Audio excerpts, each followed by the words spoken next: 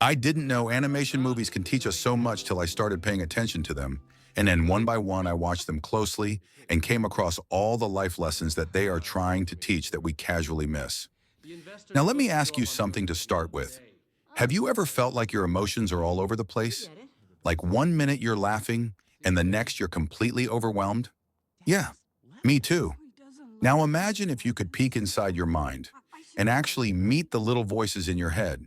That's exactly what Inside Out lets us do.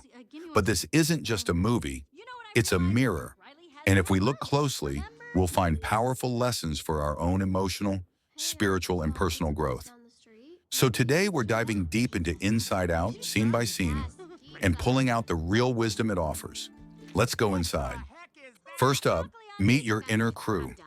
Joy is the bright, bubbly one, always smiling, always hopeful, always trying to make everything okay.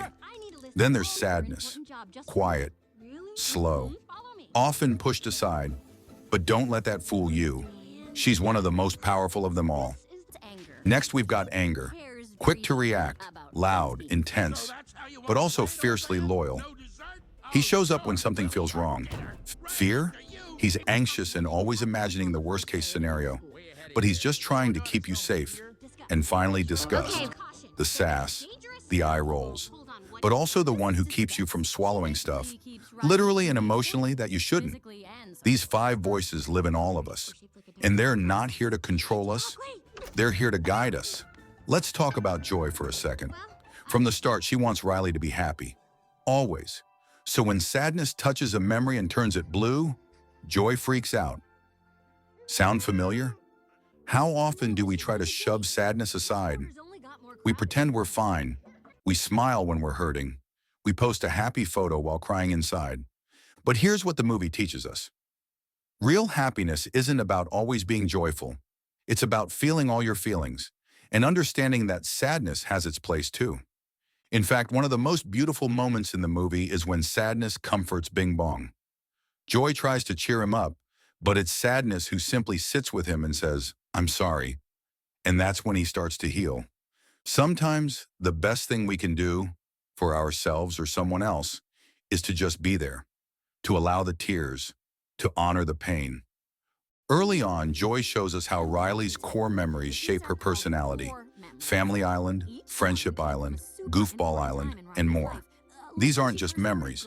They're the building blocks of who Riley is. It's a powerful metaphor. We all have core memories, some joyful, some painful, and each one becomes a part of us. Think about it. What are the moments that made you, you? Maybe it was a road trip with family, the time a teacher believed in you, a breakup that broke you, but also taught you strength. These memories matter. They form the islands of your personality. And when those islands shake, it can feel like your whole self is falling apart. One of the most visually striking scenes in the movie is when Imagination Land crumbles. Riley's losing her joy, her passion, her creativity, and it all starts crashing down.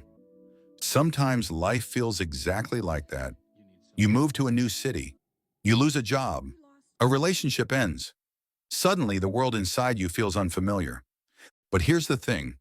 When old parts of us fall away, it makes room for something new to grow. Collapse is painful, but it's also a turning point. A chance to rebuild, stronger, wiser, more aligned with who we are becoming. When Riley runs away from her hockey game and later tries to leave home, it's heartbreaking, but it's also incredibly human. Because when emotions get too heavy, our first instinct is often to escape, to numb out, to walk away, to isolate. But deep down, what we really need is to feel. The movie shows us that running from emotions doesn't make them disappear. It just makes the pain last longer. The only way out is through. Let's talk about the moment that gets everyone, Bing Bong's sacrifice. He gives up his chance to ride the rocket and get back to headquarters so Joy can go on without him. And then he disappears, whispering, "Take her to the moon for me." Oof, that moment hurts. But here's the deeper lesson. Sometimes growth requires letting go of old dreams, of past versions of ourselves, of imaginary friends, so to speak. It's not about forgetting, it's about honoring what was and making space for what's next. At the end of the movie, Riley creates her first mixed memory. It's part joyful, part sad, and completely real. That's the final breakthrough. Life isn't black and white. We're not either happy or sad. We're both. Sometimes at the same time. And that's okay. You can miss someone and still be grateful. You can cry and still be strong. You can feel fear and still move forward.